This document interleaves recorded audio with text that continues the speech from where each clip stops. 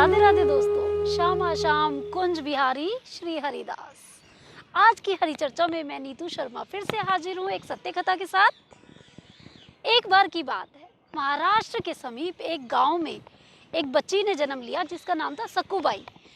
वह बचपन से ही हरि के ध्यान में मग्न रहती थी।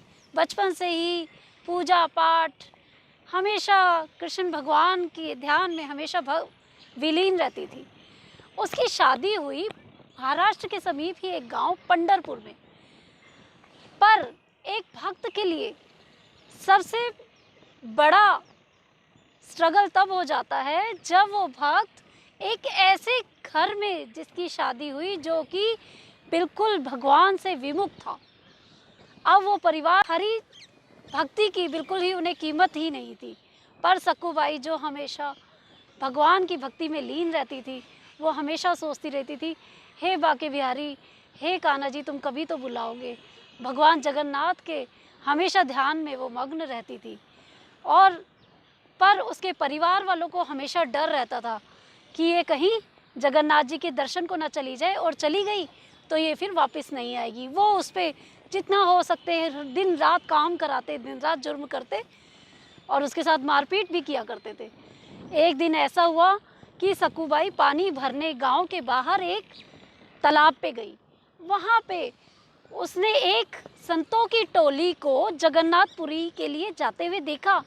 और जैसे ही वो हरि बोल राधे राधे के बोलते बोलते वो टोली, संतों की टोली जगन्नाथपुरी जा रही थी, सक्कूबाई बस तो फिर क्या था, उसने आओ देखा न ताओ और उनके पीछे पीछे हो ली।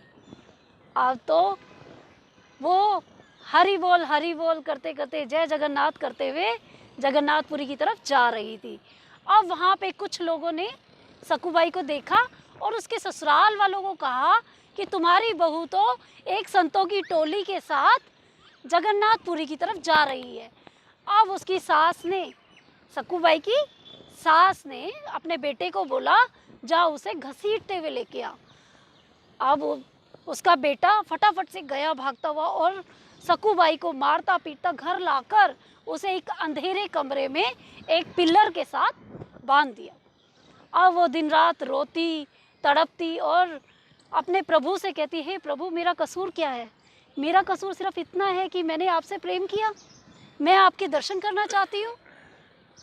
फिर तो क्या था, अपनी भक्ता की आवाज़ प्रभु की तरफ पहुँचते हुए देर न लगी और भगवान श्री कृष्ण खुद ही आ गए सक्कूबाई का रूप धर के और कहने लगे कि तुम जाओ, मैं तुम्हारी जगह यहाँ बंधा हुआ हूँ। सक्कूबाई ने उसकी चेहरे की तरफ भी नहीं देखा, बस ऐसा इशारा मिलते ही वो भागती चली गई। उसकी सारी बेड़ियाँ खुल गई और वो पहुँची जगन्नाथपुरी में।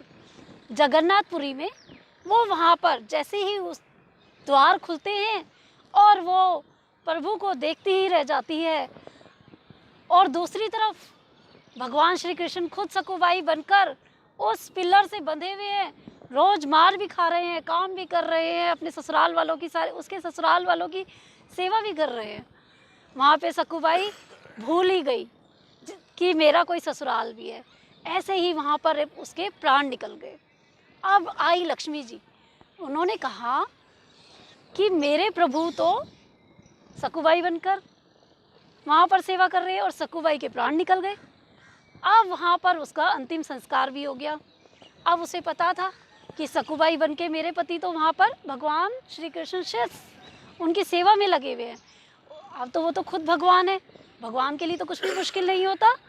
लक्ष्मी जी ने उसकी अस्थियों को स्वयं सक्कूबाई बना दिया और लेके गई पंढरपुर उसके ससुराल वालों के समीप। सक्कूबाई से बोला कि तुम मेरे पति को आज़ाद कर दो जो कि तुम्हारे कर्तव्यों को निभाने में लगे हुए हैं।